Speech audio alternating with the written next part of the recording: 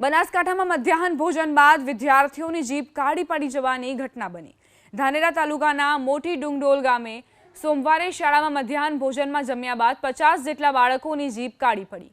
તાત્કાલિક આરોગ્ય વિભાગની ટીમ અને મધ્યાહન ભોજન મામલતદારની ટીમ ઘટના સ્થળે પહોંચી અને 8 જેટલા બાળકોને હોસ્પિટલમાં સારવાર માટે ખસેડવામાં આવ્યા, જ્યારે અન્ય બાળકોની તબિયત સારી હોવાથી તેમને ઘરે મૂકવામાં આવ્યા।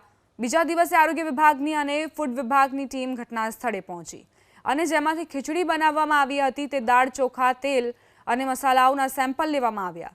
બીજા દિવસે પણ 3 થી 4 બાળકોની જ જીભ કાળી જોવા મળી અને અન્ય બાળકોની તબિયત સારી હોવાથી તમામ બાળકો શાળાએ આવ્યા અને જીભ કઈ રીતે કાળી પડી તેને લઈને તપાસ હાથ ધરાઈ છે। કાલે જમ્યા પછી 2:30 વાગ્યા પછી ખબર પડી, પેલા બેનની ખબર પડી કે બેની જમ્યા હતા બે બેન કે મારે કાળી કેમ જીભ છે, પેલી કે મારી કેમ કાળી છે। એમ પછી છોકરાને ખબર પડી કે કાળી થઈ ગઈ। પછી સાહેબને તરત આચાર્ય સાહેબને ખબર પડી, સાહેબે બધે ડૉક્ટરની ફોન કરીને આખી ટીમ બોલાવી, જડિયાથી બોલાવી, ધાનેરાથી બોલાવી, એમ કરીને ટીમ બોલાવીને ચેક કરી। ડૉક્ટરનું કહેવું એવું થાય છે કે આયોડિન મીઠાના હિસાબથી કાળી જીભ થઈ શકે છે। મેડિકલ સ્ટાફને CHCમાંથી બધા લોકોને બોલાવ્યા અને ઉચ્ચ અધિકારી અમારા CPO સાહેબને પણ જાણ કરી અને MDM મામલતદાર સાહેબ પણ આવી ગયા।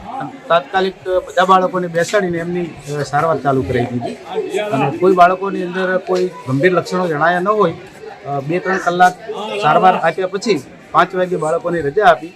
એમાંથી 1-2 બાળકો જે થોડાક ગભરાઈ ગયેલા હતા એ બાળકોને જડિયા સુધી રિફર કરી અને ત્યાં પણ એમને બરાબર મેડિકલ તપાસ કરાવ્યા બાદ ઘરે મોકલવામાં આવ્યા। ગઈકાલે 3:30 વાગે અમને કોલ આવેલો।